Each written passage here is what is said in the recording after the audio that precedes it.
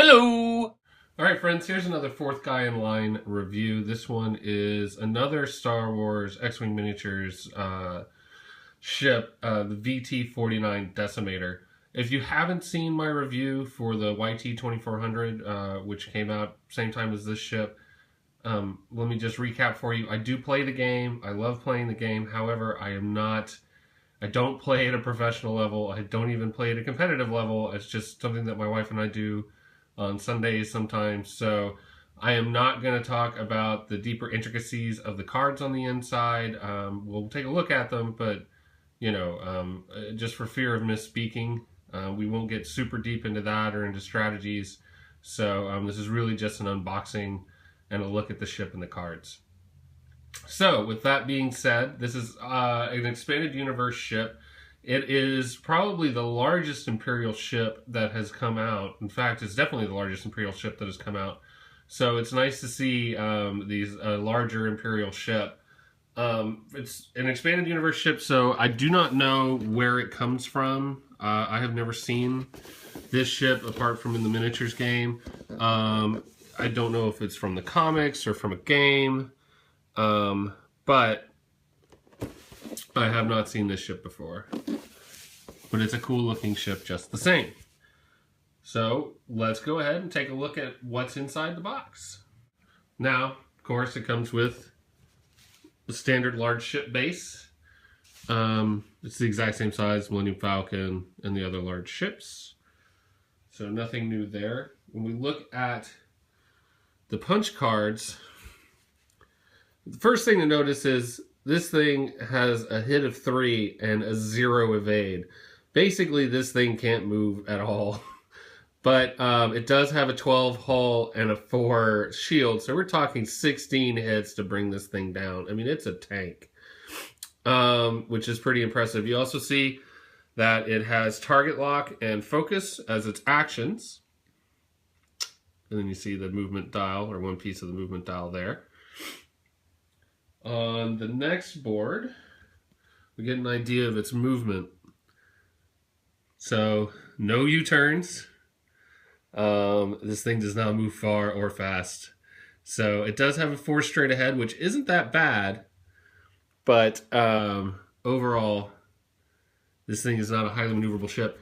It does have a 360-degree firing arc, though. So this is, I believe, the first Imperial ship. Yeah, the first Imperial ship to have a 360-degree firing arc. The next closest thing was the Fire Spray or Slave 1, which could fire forward and backward. So, and then the last card has new obstacles, which also came with the YT-2400. These are debris fields, and they have a little bit different rules, so make sure you check the rule book on how we use them as compared to standard obstacles like asteroids. So, those debris fields. Looks like a B-wing broke up in there somewhere. So, now let's look at the cards that are included with the ship. As always, you get the instruction cards for things that have come out since the base set was released, so you know how to use them. We have, in the pilot cards, we have Rear Admiral Chirano. When attacking at range 1 to 2, you may change one of your focus results to a critical result. Pretty nice. And he's got a pilot skill of 8. We have Commander Kenkirk with a pilot skill of 6. Sorry, I guess Rear Admiral is 46 squad points, and then this is Commander Kenkirk, who is 44 squad points, and with a pilot skill of 6. If you have no shields and at least 1 damage card assigned to you, increase your agility value by 1. So, which it means that it's a 1 because you don't have an agility value. And then we have the generic Patrol Leader, which is a pilot skill of 3, costs 40 points even for the generic, so that's pretty hefty. A nice little picture of the ship. And last but not least, we have Captain Daikun. Pilot skill of 4, cost 42. After executing a maneuver, each enemy ship you are touching suffers 1 damage. And that's so, yeah, there is something about this ship being able to ram, which we'll have to look in the instructions and see. So, but yeah, that looks like that plays into that. When it comes to the upgrade cards, we have Ruthlessness, Imperial only. After you perform an attack that hits, you must choose one other ship at range 1 of the defender, other than yourself. That ship suffers 1 damage. There are 2 of those cards. We have Intimidation. While you are touching an enemy ship, reduce that ship's agility value by 1. We have Fleet Officer. The action, choose up to 2 friendly ships at range 1 to 2 and assign 1 focus token to each of those ships, then receive 1 stress token. Ooh, we have Mara Jade. At the end of the combat phase, each enemy ship at range 1 that does not have a stress token receives 1 stress token.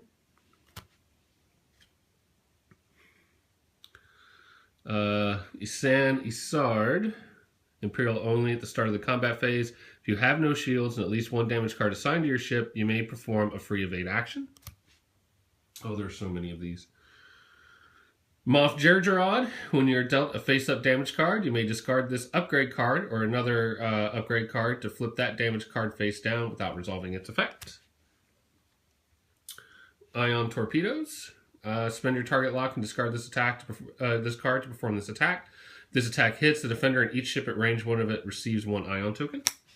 We have 2 of those. Proton Bombs. When you reveal your maneuver dial, you may discard this card to drop 1 proton bomb token. This token detonates at the end of the activation phase. We have 2 tactical jammers. Large ship only. Your ship can obstruct enemy attacks. And then finally, the Dauntless. After you execute a maneuver that causes you to overlap another ship, you may perform 1 free action, then receive 1 stress token, and that's a 2. So, that's a look at the cards that are included. Now let's take a look at the ship. So here's the ship.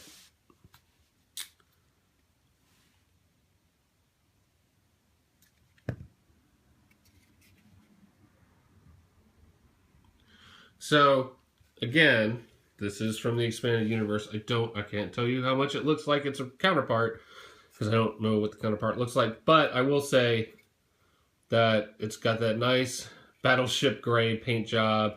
It definitely looks like it fits in with the Imperial Navy. It just has that look.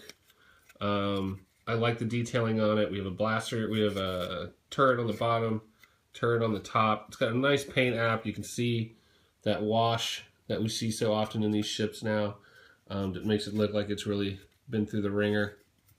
I'm guessing that's the forward cockpit. Though that may be the cockpit, I don't know.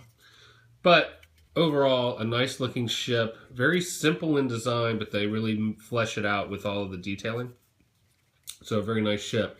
Now, when we want to compare it size-wise to some of the other ships that are out there, we're going to go ahead, let's look at it against here's it with the B-Wing.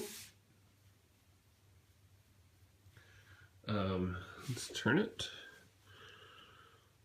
So you can see it's a pretty big ship. Has a nice heavy look to it. There's an A-Wing right behind it. I don't know that it feels that threatened by the little A-Wing. And then to compare it against one of the bigger ships, here it is against the Falcon. Honestly, from front to back, it's about the same size as the Falcon. In width, it's about the same size as the Falcon. In depth, it's about the same size as the Falcon. So it really does, it really fits in with that ship. Although it was released at the same time as the Outrider. And again, you can see the size comparison. The Outrider is actually fairly small for being one of the big ships. So, and that's it. I really am excited about playing with the new ships, both this one and the Outrider. I just think it's nice to see a Imperial ship, a larger Imperial ship. It's got a 360-degree firing arc, and it just, you know, it just definitely changes the game some to have a ship like this on the Imperial side, something that can actually do what I like to do with the Millennium Falcon, which is just fly around the perimeter of the game map and shoot inward. Now there's an Imperial option to do that as well. The only thing is it can't dodge for anything, so but it sure could take a beating. But that's it. Again, really looking forward to playing with this. I haven't played with it yet to see, you know, if there's anything else to know. What I will point out, though, is that on this one, the base is much, much smaller than the ship. So you actually get a lot of freedom there because the base is so much smaller. So when it comes to hitting obstacles and such, you do get a little bit of forgiveness based on the fact that the base is so much smaller than the ship itself. But that's it. All right. Look forward to more reviews from Fourth Guy in Line.